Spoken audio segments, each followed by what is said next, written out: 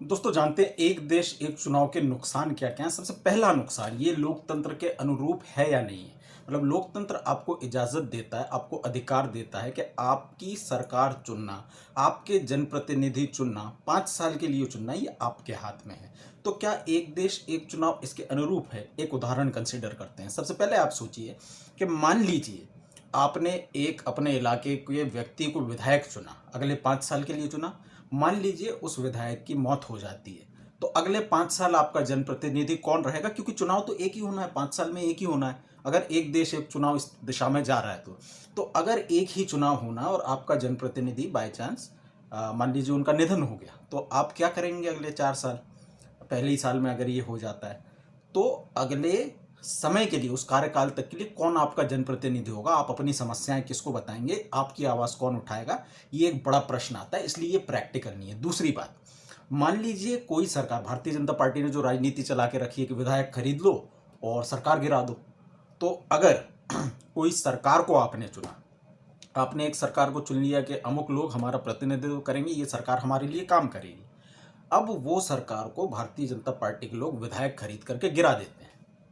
अब जो नई सरकार है वो चुनने का अधिकार आपको उपचुनाव में होता था, तो क्या उपचुनाव की व्यवस्था इसमें रहेगी? क्योंकि चुनाव तो एक ही होना है, एक देश एक चुनाव की बात हो रही है। आचार संहिता लगने से भारतीय जनता पार्टी के लोगों का कहना है कि विकास के काम रुक जाते हैं। तो क्या ये एक देश एक चुनाव की अवधारणा के अनुसार है? तो ये आपको इस बारे में बात करनी होगी, इस बारे में सोचना होगा कि क्या वाकई में ऐसा है। तीसरी बात, सबसे पहले तो ये एक सिनारियो हो गया कि भारतीय जनता पार्टी के लोगों ने या किसी भी राजनीतिक दल ने कुछ लोगों को खरीद लिया और उसके बाद फिर सरकार गिर जाती है। उसके बाद सरकार ना बदलने का, उपचुनाव के जरिए आप चाहते थे कि उन्हीं विधायकों को हरा दें और जिस पार्टी को आप चाहते थे उस पार्टी को जिता दें, तो वो एक व्यवस्था होती है। अब तीसरा सिनारियो ये है, मान लीजिए किसी सरकार को बर्खास्त किया जाता है। तो अगर किसी सरकार को बर्खास्त किया जा रहा है और उसके बाद एक नई सरकार के लिए फिर चुनाव होते हैं, तो मान लीजिए आज चुनाव हुए, नई सरकारें बन गई, पूरे देश में नई केंद्र सरकार आ गई।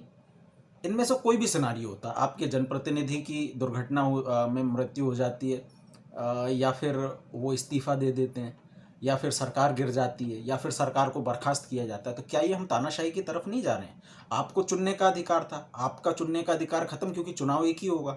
तो उसके बाद आप क्या करेंगे? उसके बाद जो सरकार चाहेगी वही होगा। क्या केंद्र सरकार डिक्टेटरशिप चलाएगी?